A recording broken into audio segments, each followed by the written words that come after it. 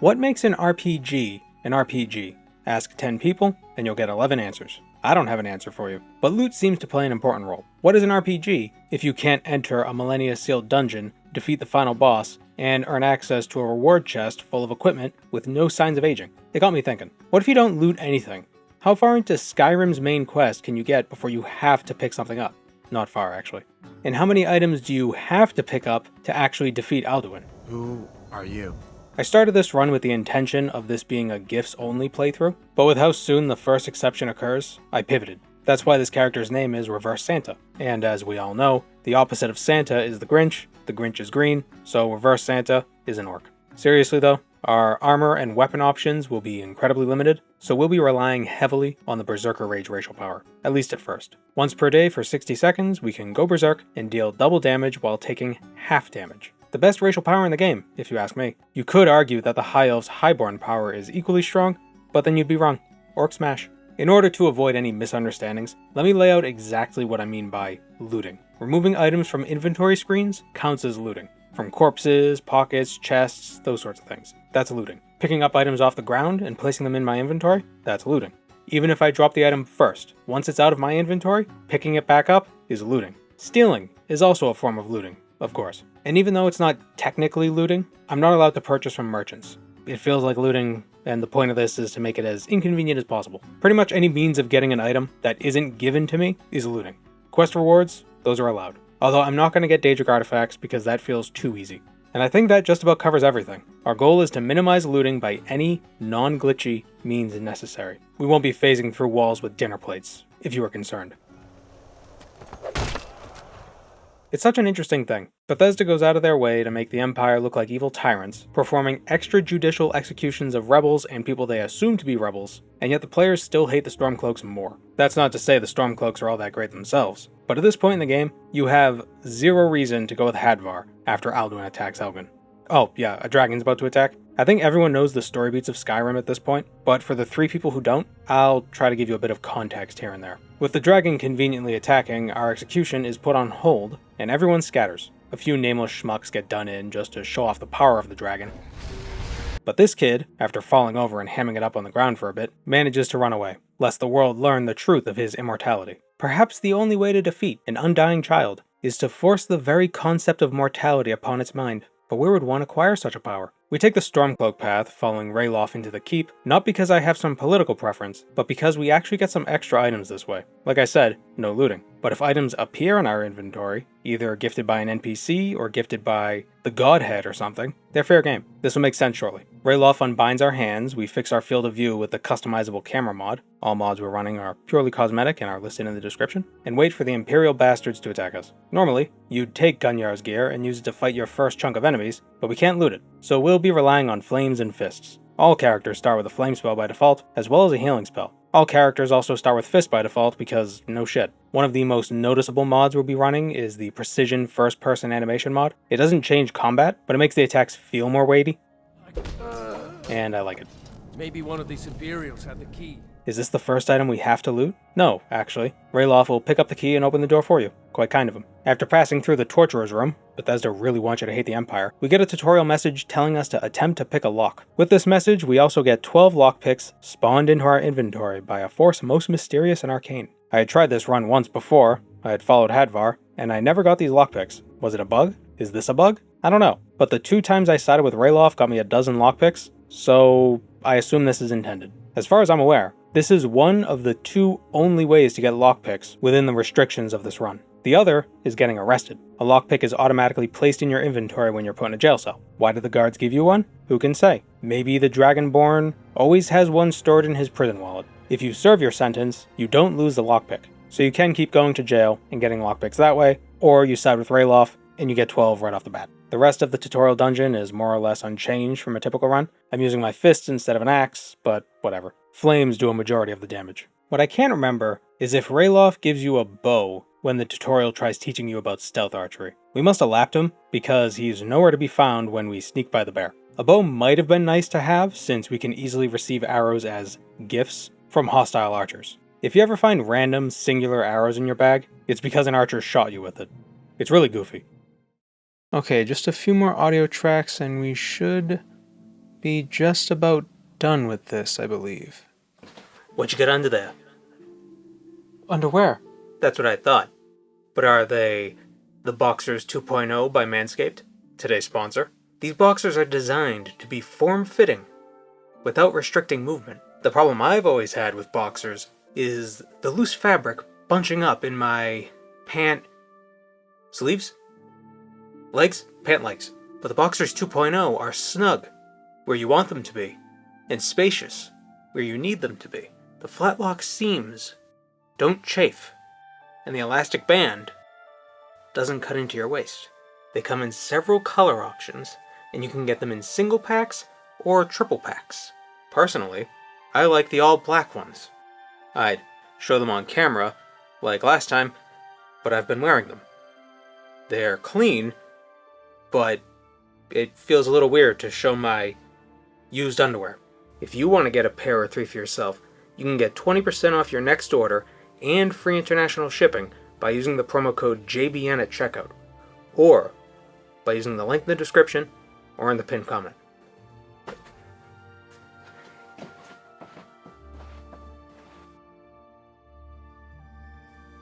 That was a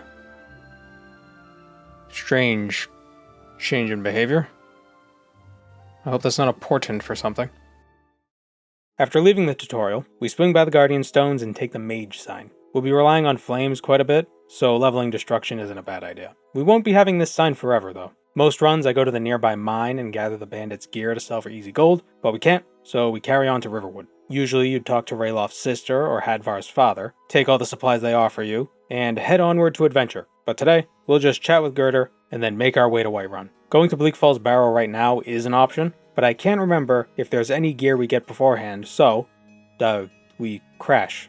What is this, Oblivion? The hell happened?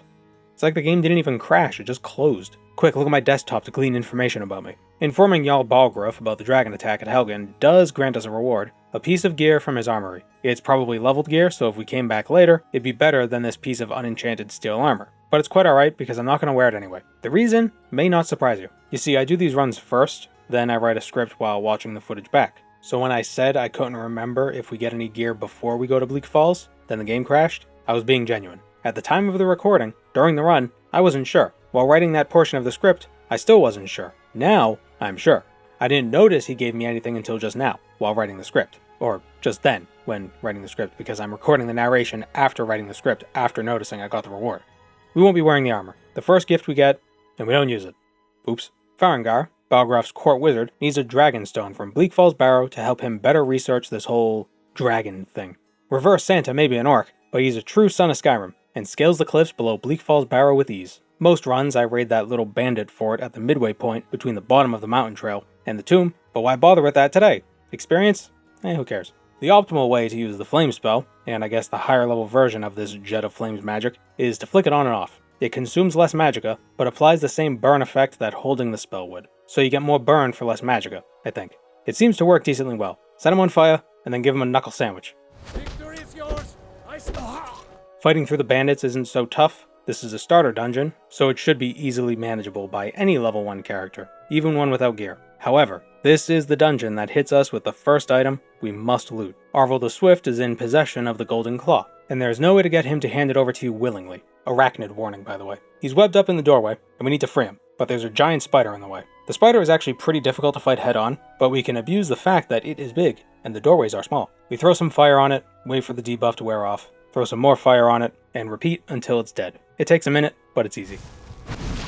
Okay, spider's gone now. If we free Arvel, he'll run further into the dungeon, taking the claw with him. Even if he manages to survive all the way to the door that the claw opens, he won't actually do anything with it. All the sources I could find say he just turns aggressive and starts attacking you. So we literally have no choice but to kill him and loot the claw off his body. So far, we need to loot at least one item to beat Skyrim. It's effectively just a key. The basic Draugr die to flames and fists without much fuss. The restless Draugr are a bit tougher, especially since they've got the pain-in-the-ass frost jets that slow us down. I know we're using the same spell but with fire, but it's not annoying because I'm the one using it. We got traps, so we're gonna use them. Think of it as a gift from the universe that we don't have to pick up. We joke about the Nords being dumb because the puzzles locking their tombs are so simple, but what if they're not meant to be puzzles? What if it's not a security system? What if it's just a lockout-tagout system? To get into the tomb, you need to get the key from the site manager, and there are different keys for different departments of the dragon cult. That way they know which department most recently opened the door. It's a way to keep track of things. Just because our golden claw opens this door doesn't mean it's the only claw that can open this door. It's just the only one that survived the centuries. Imagine the door was left open one day, and they need to find out who did it. By raising the door, we can see the pattern on the seal signifying which claw was used to open it, pointing to a specific department. The cult admins can coordinate with the department head to figure out who exactly it was that left the door open. Then they feed him to a dragon. Through the door, and past the bats, we learn a magic word, just like that. This causes the Draugr Overlord to rise from his grave. He's not much different than a regular Draugr, except he has more health and sometimes yells at us. We depleted most of our magicka, getting him down to half health, but I thought ahead, and saved a level up we got earlier in the dungeon. This restores our magicka, and lets us allocate 10 more points to magicka, and we can pick our first perk, Novice Destruction. Novice level destruction spells cost half magicka. Flames is now way cheaper. Half is cheap, one might say, because that's what it is. We finish the fight with a bit more fire and a couple punches. Then we open the Draugr's inventory. The Dragonstone Farengar sent us to get. It's a physical item. That's the second item we have to loot. 2 in 1 dungeon. Absurd. And we can't even make an Amulet of Glory out of it. Farengar accepts the Dragonstone, but isn't even kind enough to give us a reward. He pawns that off on the Jarl, and he's too busy waiting for a scripted conversation to begin. Not now. For sequences like this, you can sprint into NPCs to stop their line of dialogue and get the next part of the conversation started. I can't imagine this saves more than a couple minutes over the entire course of the run, but I'm impatient. All they're talking about here is a dragon that attacked the watchtower west of Whiterun Hold, and Balgruuf would like us to go with his housecarl, Eerie, to investigate. As a reward, a gift you might say, for getting the Dragonstone for Farengar, Balgruuf gives us a pair of iron gauntlets of minor sure grip. It's a random piece of leveled, enchanted armor, and it couldn't be any less useless. It increases our two-handed damage by 15%. We have no two-handed weapons, but we also have no gauntlets anyway. It's better than nothing. Killing the dragon is a slog. Dragons resist fire, so while it's flying, our only ranged option, Flames, doesn't make much of a dent in its health. If it could reach anyway, Flames doesn't have that far of a range. It's ranged, but it barely. When the dragon does land, we could take a few punches at it, but even with Berserker Rage active,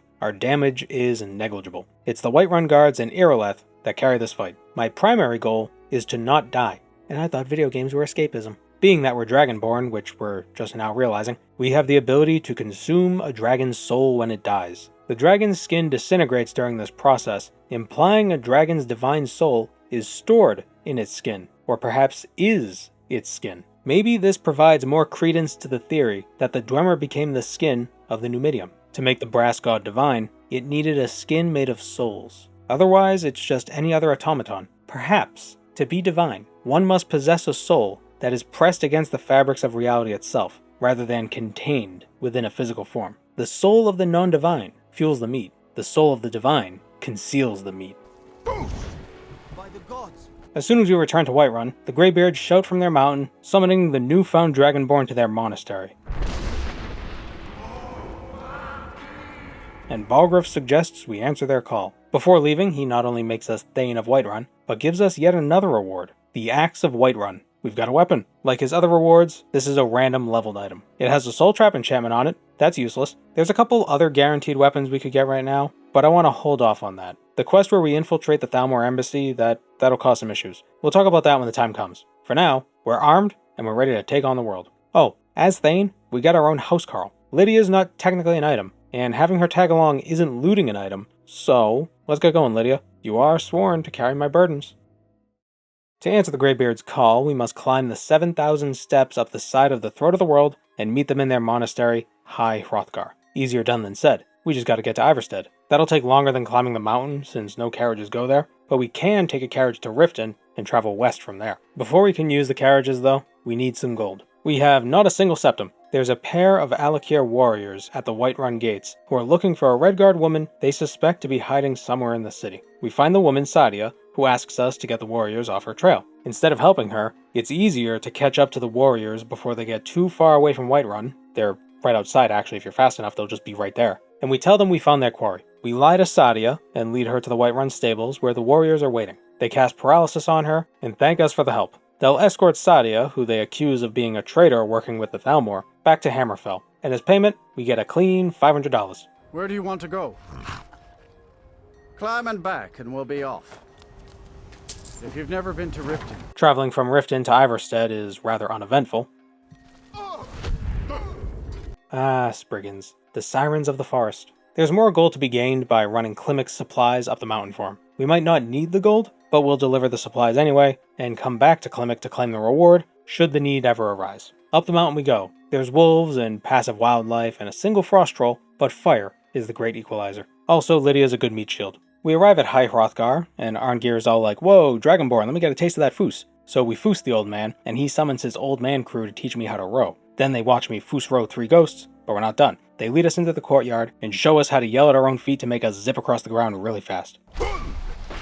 Before they'll teach us anything else, we're tasked with retrieving the horn of Jorgen Windcaller from Ustengrav, a Nordic tomb in Hjalmarch.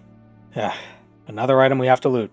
Well, gotta do it. Ustengrav starts out with some conjurers and necromancers, but soon gives way to Draugr. Dunno about you, but I think maybe the first 2 story dungeons shouldn't have had the same tile set. Yeah, Ustengrav's layout is a bit different, but it's the same enemies as Bleak Falls. Why not show off a small Dwemer ruin?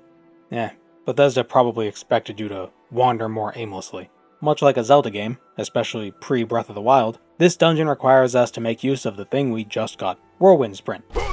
You may think this is the only time we'll be using this shout, but there's some shortcut cheese we could do a bit later with it.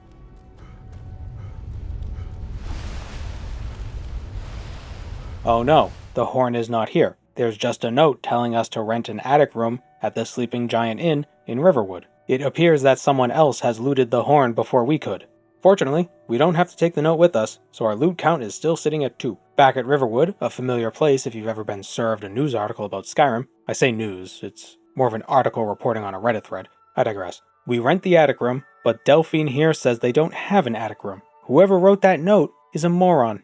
It was Delphine who wrote the note. She took the horn, and she freely hands it over to us. No looting required, but she'd like to have a word with us. She's a Blade, the Imperial Special Forces, basically. They used to act as the personal bodyguard of the Emperor. If you've played Oblivion, you know how good they are at that. The Thalmor began hunting down the Blades after the Empire signed a peace treaty, the White Gold Concordat, with the Aldmeri Dominion. None of that matters, it's all political chaff. What matters is the next step of our quest. Delphine wants us to prove we're the Dragonborn. The dragons, she's discovered, haven't just been returning, they've been resurrecting, rising from their burial mounds. She knows where the next one will awaken, and she wants to see us kill that dragon, then eat that dragon.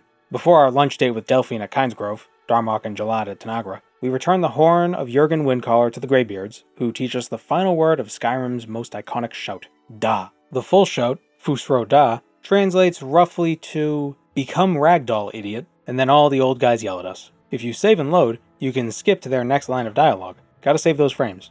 To Kynesgrove. Much like our first dragon fight against Mirmolnir, the fight against Saloknir is more of a battle of attrition than a test of skill. It's 3-on-1. As long as Delphine or Lydia keep his attention, we can chop at his haunches as much as we please. Once the dragon dies, we slurp up its soul like spaghetti and demonstrate to Delphine that we are indeed the Dragonborn. Our next step is figuring out why the dragons are coming back. Why all of a sudden? And Delphine believes the Thalmor may either be behind it or know something about it. While she formulates a plan, we're going to take a bit of a diversion. Her plan will involve infiltrating a party at the Thalmor embassy, and that means we're going to lose all our stuff. Normally, you'd get one of Delphine's insiders to smuggle gear in for you, but you have to loot it out of a chest in the embassy. What he doesn't smuggle in, Delphine holds onto, in a chest at the Sleeping Giant. So before we move forward with the main quest, we're going to get some other stuff out of the way before we lose all our stuff. First, the gold we got from selling out Sadia, we want to spend it. The most logical choice is carriage trips to each of the holds, so we can unlock them as fast travel locations and never have to think about carriages ever again.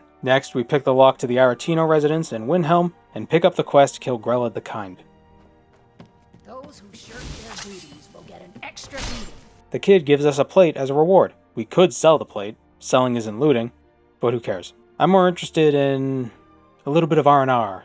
Killing people is tough work and warrants the occasional nap.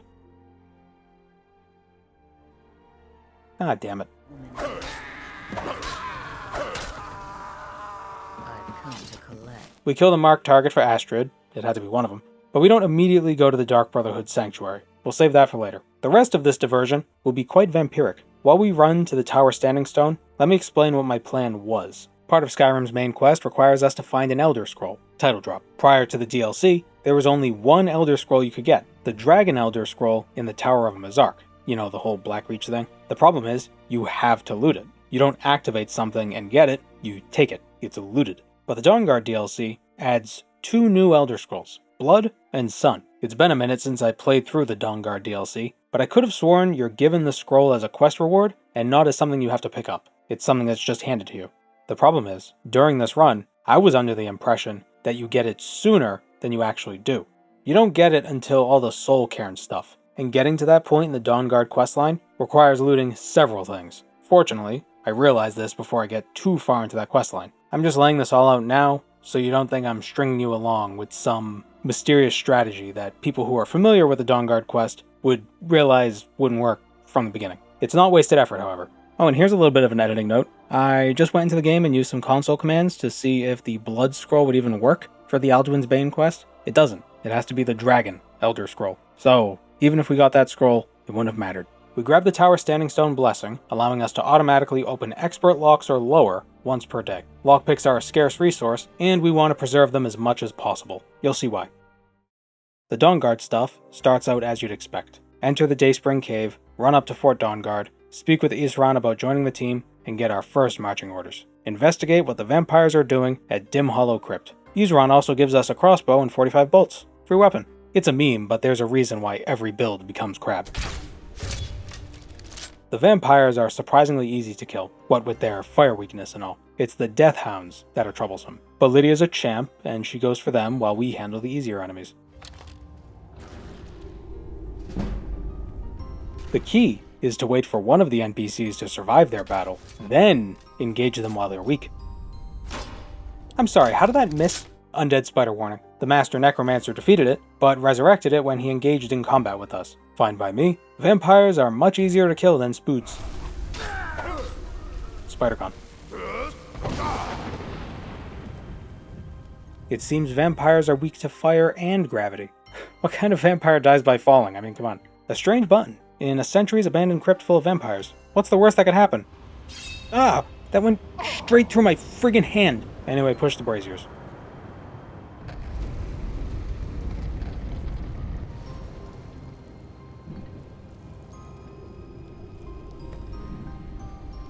A mysterious woman carrying an Elder Scroll. She's voiced by Laura Bailey, so she's probably important. Serana, a vampire herself if it weren't obvious, has been in that coffin for quite some time. So long that she's unaware of there being a Cyrodiilic Empire. So she's been locked away since at least the Second Era, between the Riemann and Septim Empires. Could be even longer, she could be 4,000 years old. Who knows? The three of us fight our way out of the tomb, although it's mostly Lydia and Serana doing the fighting. I'm tagging along as moral support, and sometimes I yell at stuff. Why Serana needs someone to escort her is anyone's guess. Well, I guess being locked away for hundreds of years would make navigating the world a bit difficult, especially as a vampire. Alright, never mind. I answered my own question. Serana's dad, Lord Harkin, is grateful that we brought back to him his pride and joy. He also appreciates that his daughter has returned. As thanks, he offers us a gift. Well, what kind of an orc would Reverse Santa be if he refused? Vampirism is a pathway to many abilities some would consider to be unnatural. The blood magic is nice. We can absorb health with it, but the claws are going to be a game changer. They aren't super strong, not on their own, but there's a vampire perk we can unlock later that adds quite a bit of poison damage to each attack. Now that we have the Vampire Lord form, we could go back to Delphine and continue on with the main quest, but at this point in the footage, I'm still under the impression that I can get Serana's Elder Scroll without looting anything. So we get to work helping out Lord Harkin. His first job for us is filling the Bloodstone Chalice with blood from the Blood Spring under Redwater Den. Then we gotta throw some vampire blood in with it for good measure. The Redwater Den is a skooma den, but vampires mix in a bit of something to make the skooma more vampiric. I don't know. Leveling up as a vampire is a bit different than normal leveling. By using blood magic to defeat enemies, we gain Vampire Lord XP, and with enough XP, we get a perk point to put in the perk tree. In summary, there are several non-aggressive low-level humanoids here for us to kill, so we kill them. There's an adept door blocking our access into the deeper parts of the den, but it's no match for the Tower Standing Stone. The dungeon is full of vampires, even a master vampire, but they can't stand against the full might of a vampire lord. You know I'm powerful because I float instead of walk. Look at Dragon Priests. The boss of this place is Venaris Vulpin, and he carries the key to the door separating us from the Bloodspring. Killing him is easy, but there's still the matter of that key. The whole point of this diversion, naive as it was, is to avoid having to loot an Elder Scroll. If we have to loot a key in the process, then we might as well loot the Dragon Elder Scroll itself. But here's why I wanted to do this before going to the embassy. Just because there's a key doesn't mean the door can't be picked. It's a master level lock, however. We have 12 tries to crack this baby open. Obviously I saved beforehand just in case I failed too many times. This doesn't trivialize the lock, however. That sweet spot is randomized whenever you open the lockpicking interface. Reloading the game changes the lock, so we can't really save scum, at least not effectively. After a few dozen attempts, the lock pops open, and we enter the cavern containing the blood spring. As soon as we fill the chalice, a pair of vampires from Harkon's court, Salonia and Stalf, appear from the shadows, as vampires are wont to do. They want to take the chalice from us. Betrayal. They must have not known we could turn into a bat monster.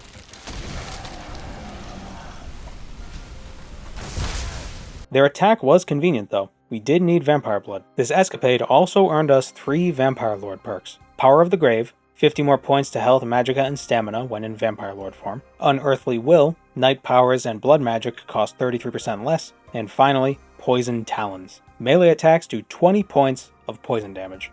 Nice. Bringing the chalice back to Harkon initiates a little villain monologue from him. Prophecy, Elder Scrolls, the sun sucks, grass should remain untouched. You know how it goes. He sends us to find a moth priest, one of them academic fellows who can read Elder Scrolls without immediately going blind. And Serana is coming with us. She'll be with us for the remainder of the game. I don't know where Lydia went. She may have died back in Dim Hollow. Hello, sir. Do you know where we may find a moth priest?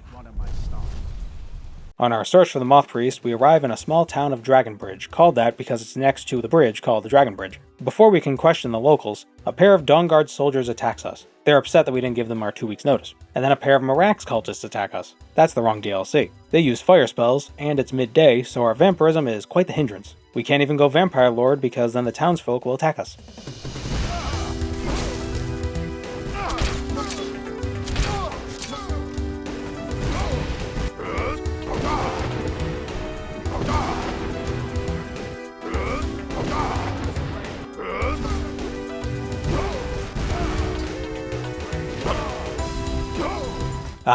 Assistance in the form of a mobile distraction. Every time I tried to do that before the guards showed up, they put up a ward and it nullified the shout completely. Which is dumb, because the Thuum isn't magicka based. It's tonal manipulation, it's different.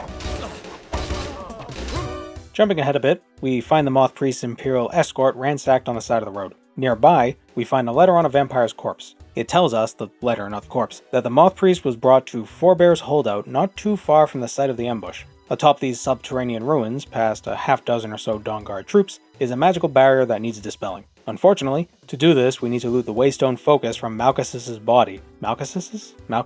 From the body of Malchus, and slot it in the magical pillar behind us. Here's where I realized my research into these quests was incomplete. I totally forgot about the whole Valerica's lab thing, finding pieces of the seal and gathering alchemical ingredients to open the portal. It's been a while. Oh well. This wasn't a total waste of time though. We got the Vampire Lord form, we got the Poison Talons perk, and we have Serana as a follower. I don't think you were followed. Come on, I have a plan. Yeah, they probably lost track of me back at the Skooma Den. I did make a new friend, however. Don't worry, we could trust her. Delphine wants us to infiltrate the Thalmor embassy. Ooh, spooky shadow Serana. She sends us to meet with one of her insiders, Malborn, in Solitude. Since we'll be going to the embassy undercover as a regular diplomat/partygoer, we can't walk in armed to the teeth. Any gear we want smuggled into the embassy, we have to hand over to him. Whatever we don't give him, Delphine will hold on to. As I mentioned earlier, this means losing everything. What Malborn smuggles gets placed in a chest at the embassy, and what Delphine holds on to gets placed in a chest in her basement headquarters. Fortunately, we have options. I genuinely didn't expect the Vampire Lord form to be this powerful. Stupid, I know, of course it's powerful. I just didn't expect it to be the answer to being gearless. We're here at the embassy to gather information, and that information is, thankfully, written down for us to read at our leisure. There's no one we have to speak with, so everyone dies. Following the quest marker leads us to a chest containing several notes and a key. We read, but don't loot, the notes, and also leave the key behind. The door it opens can be picked, and lo, we're still rocking the tower standing stone power. The torturers are no match for our poisonous claws. Here's what we came for. A Thalmor dossier on Esbern, another blade. Taking the book isn't required, we just gotta read it. Reverse Santa has a photographic memory. Regular Santa doesn't. Why do you think he has to check his list twice? Unfortunately, even if we manage to save Malborn, and even if we free Etienne, neither of them is smart enough to unlock the trapdoor leading out of this place. It's an unpickable lock, for some reason, so we have to loot the key. What about backtracking and leaving out the front door? Can't do that either. Once you leave the party, the door behind you is locked with an unpickable lock. I'm sure McNally could figure something out,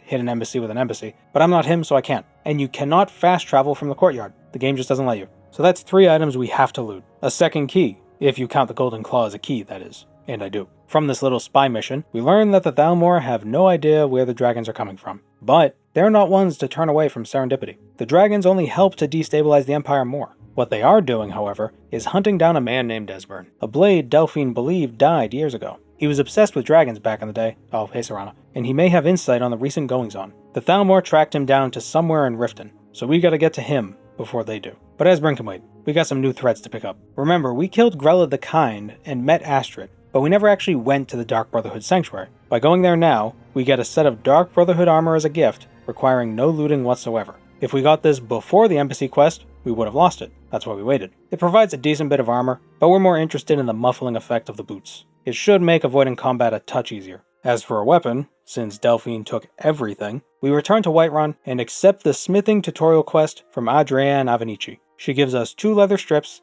and 2 iron ingots. We're supposed to make an iron dagger, but we make an iron sword instead. Finishing her quest is unimportant. Here's an answer to a question you may have had by this point. What about crafting? Does mining ore count as looting? Part of me wants to say no, since you don't take the ore, you mine it. Another part of me wants to say yes, because if we can mine the ore, we can just mine as much ore as we want, since it's effectively infinite, and make amazing gear. And that'd be kind of boring. I don't want to do that. But ultimately, I don't think it matters.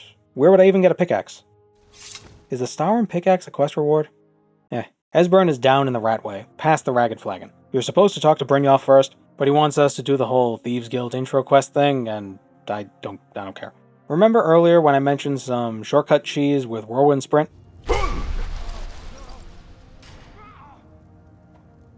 It's nothing. Who's there? You won't leave Skyrim alive. Ain't that fun? A handful of Thalmor soldiers and wizards stand between us and Esbern's little panic room. But with Serana on our side, we're unstoppable. Esbern's a talker, grandpa with a lot of stories. Once he gathers his... She knows that's weird.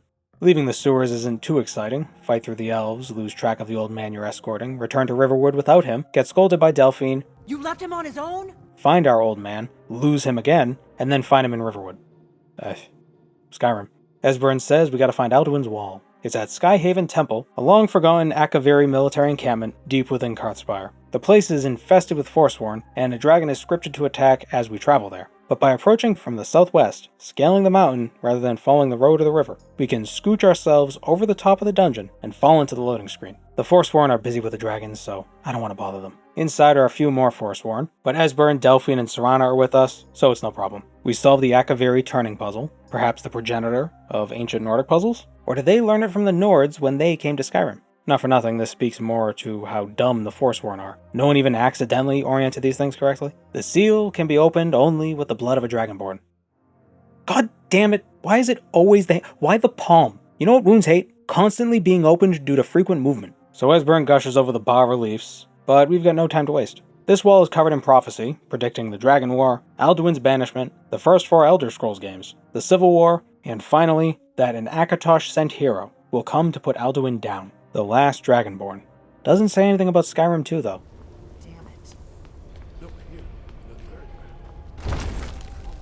Oh, look, a loading screen. It predicted Starfield. According to the wall, according to Esbern, during the Dragon Wars in the Merithic era, men were able to defeat dragons by using a shout that can knock them from the sky. The Greybeards know of this shout, of course, but they don't actually know the shout itself. To learn the shout, we must meet with their leader, Paarthurnax. The Greybeards teach us a shout to clear the skies leading up to the peak of the mountain, and after a few minutes of running and screaming, we're met with a dragon. The Greybeards tricked us. Nah, this is Paarthurnax, voiced by Charles Martinet, Super Mario himself. A fact I'm sure 0% of the population knows. I'm the first person to tell everybody. He teaches us how to breathe fire, which it's odd that that's not the first shout we learn. Fusro Da is iconic, but if you ask somebody what they think a person with dragon magic could shoot out of their face, they'd probably say fire, not vague kinetic energy. Anyway, the shout we're seeking is known as Dragonrend. Paarthurnax is unable to teach this to us because it's not a shout that dragons can understand. The shout forces its target to experience mortality, a concept totally foreign to dragonkind. This forces the dragon to land because it's like so confused, dude. When humans defeated Alduin all those years ago, they did what humans do best. Push the problem onto future generations. They didn't banish him from the world, they merely sent him forward in time using an Elder Scroll. A simple act. This created a time wound atop the throat of the world. If we bring the Elder Scroll back to the throat of the world, we may be able to use it to witness the events that took place and perhaps learn the words to Dragonrend. What makes Mario so certain? Well, he's a dragon. They know what it means when time gets all scrungled. His words. Finding an Elder Scroll is easier said than done. It's not hard, it's just easier to say. Septimus Cygnus is a glacier wizard who spent quite some time trying to solve a giant version of the Dwemer Lament configuration. What he finds inside will surely be safe. He knows where we can find an Elder Scroll, and he gives us an attunement sphere, a kind of Dwemer key, and a blank lexicon, a fantasy USB drive. The Dwemer have machines that scry secrets from the Elder Scrolls and record them in these tiny boxes. Perhaps the Dwemer puzzle box in Morrowind is this very same blank lexicon. Or maybe not this exact one, but a similar object. The upcoming dungeon is both famous and infamous for simultaneously being one of the most memorable locations in the entire game and one of the most frustrating locations in the entire game. We enter from Alftand, a Dwemer ruin that eats cats and has been overtaken by ice. We push through the caverns, killing this Khajiit along the way, until we find a proper Dwemer ruin, one devoid of ice. The Dwemer spiders are more of a nuisance than anything, but the spheres put up a pretty decent fight. I suspect they resist fire damage, and they're certainly immune to any poison damage my Vampire Lord form could do. Rather than fighting my way through dozens of Falmer on the way down this corridor, we're just gonna parkour it. The Falmer have had it hard enough. They don't need the abuse. Also, they're really strong and tanky. I'd rather just run away.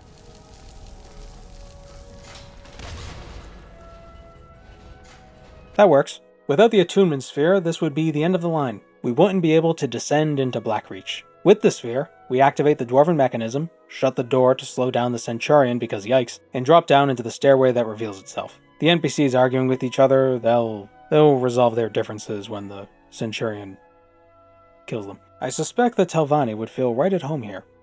It probably depends what they value more. Elevation or mushrooms. Might be a hard sell. There's plenty to explore in Blackreach. For instance, you can find the Master Alchemy Trainer from Oblivion down here, Sindarian. He came here to research Crimson Nirnroot. He's currently a skeleton, but I'm sure that's temporary. We're not interested in exploring though, we just want the Elder Scroll. Look at my pinchy crab claws. Pull the lever and ascend the Tower of Mazark. Through this door is the giant Dwemer Gizmo-What's-It Septimus told us to find. We slot the blank lexicon he gave us into the thing, push the buttons until the thing does that thing, and a crystal thing drops into the center of the room, opening up like an egg, revealing a scroll thing. This is our fourth looted item. Golden Claw, Dragonstone, Trapdoor Key, Elder Scroll. And isn't an Elder Scroll just a key on a cosmological level? It's a key to many answers.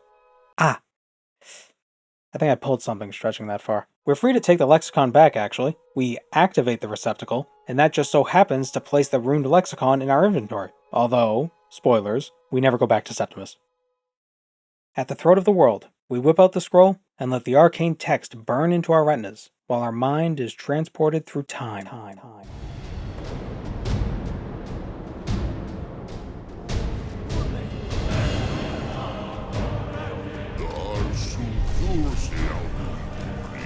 Before us, we witness day players from the Bard's College reenacting the banishment of Alduin. They did not have Dragonrend. Once we bring him down, I promise, I will have his head. Their campy delivery of all their lines is what makes it so endearing. It's corny, but it's fun. Which is why I brought the Elder Scroll. Why did Bethesda write their lines like this? It's so stilted and melodramatic. Skyrim gets a lot of flack for having underwhelming voice acting, which I think is mostly caused by the fact that you could run into 10 NPCs with the exact same voice. But whatever excuses we could make, these NPCs are something else. It's like they know they're putting on a show, but they're pretending they don't know. Before hucking Alduin into the future, our theater troupe shouts him out of the sky using Dragonrend. Hearing the words immediately teaches us the shout. Perfect timing too, because once the vision ends, Alduin appears to monologue at us. Oh, hi Serana. This fight. Man. First of all, aiming shouts is tough. Secondly, Alduin's got this fun quirk about him. He uses both fire and frost shouts, but decides which based on what you're weakest to. Being a vampire, we're stupidly weak to fire and resistant to frost. Finding ourselves in the middle of his flame jets is certain death. The word wall makes for a good barrier. How did that miss? My sword is awful, and Alduin resists fire, so the only effective option we have is the Vampire Lord form. You can't shout when transformed, so we have to keep swapping back and forth between Orc and Bat Nightmare. What's really awesome is that I didn't think to wait for sunset before seeing the vision. So in the middle of the fight, the sun rises, reducing our attributes significantly, and reducing their regeneration rate by 90%. Oops. damn it!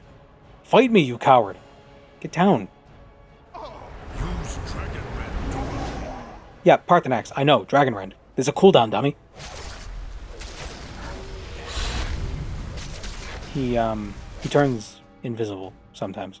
Dragons stop flying away when they lose enough health, so this fight gets way easier once Alduin's below half. Of course, this isn't the end of Alduin. He flies off to Sovngarde to munch on more of those tasty Nord souls.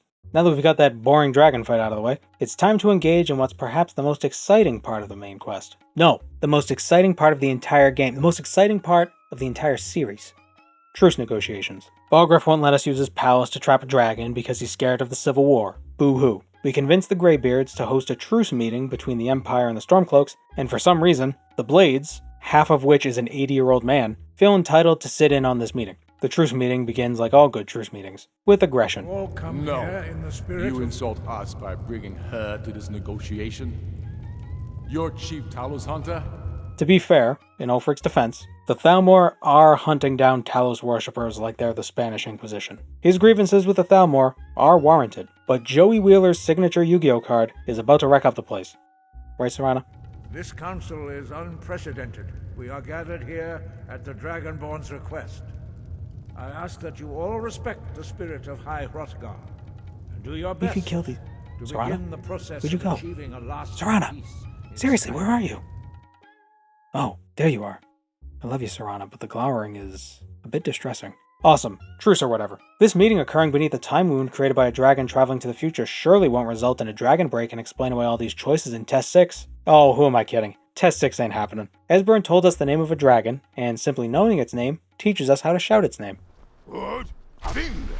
We shout the name out the back of Dragon's Reach, and Odahviing shows up, killing this poor fella who has whatever the opposite of plot armor is. Immediately, Odahviing gets his head stuck in a trap that, I guess, prevents dragons from shouting. Our prisoner reveals he and many other dragons have been growing disillusioned with Alduin's leadership, and he tells us the World Eater fled to Sovngarde through a portal in Skuldafn. The only way to get to Skuldafn is by flying. Odahviing agrees to carry us there in exchange for his freedom. It's a risk to trust him, but we have no choice. We release his fetters, and he doesn't immediately eat us. Skyrim didn't really set up dragons to be either honorable or dishonorable. They just respect power. Very Telvanni. But something about their demeanor, as brutal as they can be, leads me to believe they aren't liars. Don't know why. They just seem honest. Cat-like. No nonsense. Okay, Skuldafn is full of enemies, including fire-breathing dragons. So our best option is to go Vampire Lord and Bat Swarm to safety. We can heal with blood magic on the way. Oh, damn it.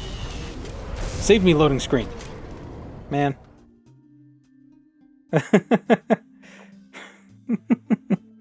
What the hell was that, dude? Without having dragons pestering us, the fight through Skuldafn's interior is rather simple. Draugr as far as the eye can see. They're immune to poison, so our claws wouldn't be as effective as usual, but they'd still be better than blood magic. I'm only bothering with the blood magic because I want to get the topmost perk in the Vampire Lord tree.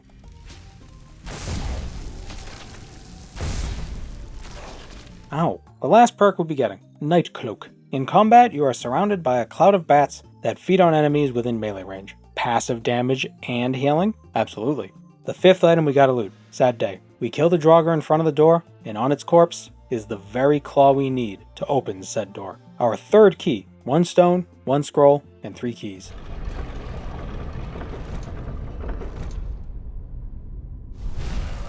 Dragons, Dragon Priest, Staff. Into the portal we go.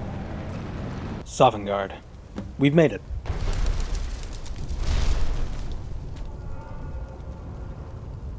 Vampires and gravity, man. No shade are you, as usually here passes.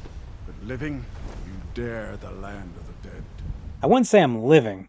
Not dead, but not living. Soon as a pushover, so we defeat him and cross the Whalebones into the Hall of Valor, where we fight Odin to get the Aegis of Agrimar.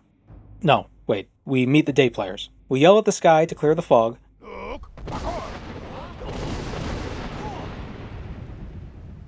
Thrice this must be done, lest the dragon remain hidden amongst the gloom. Alduin is a creature most mighty and fearsome, able to blind his foes with mist using but a single shout, and yet none anticipated, not even the World Eater himself. Dude, your neck, oh my, stop looking at me like that. As much as I'd love to use our Vampire Lord form to finish off Alduin, I need to constantly be at the ready to Dragon Rend him once the shout wears off. It's a bummer. As strong as the theater kids are, they don't use Dragon Rend themselves. At least, I didn't notice them using it. I actually didn't know dragons stopped taking off at a certain health value. It was after I finished the run that I learned that, so I could have gone vampire for the last 40% or so, but slaying him with a garbage iron sword is wonderfully insulting to Akatosh's firstborn. How pathetic, Alduin. In Morrowind, a sword like this couldn't even hit a ghost.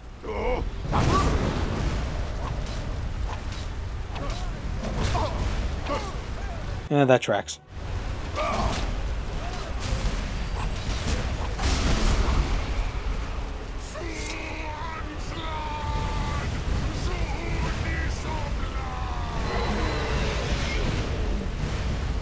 Couldn't kill me even if he wanted to. How many items do you need to loot to beat Skyrim? 5.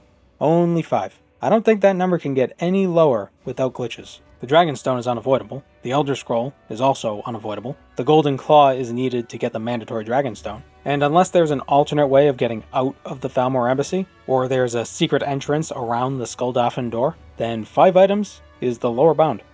Oh, hello, Odoving.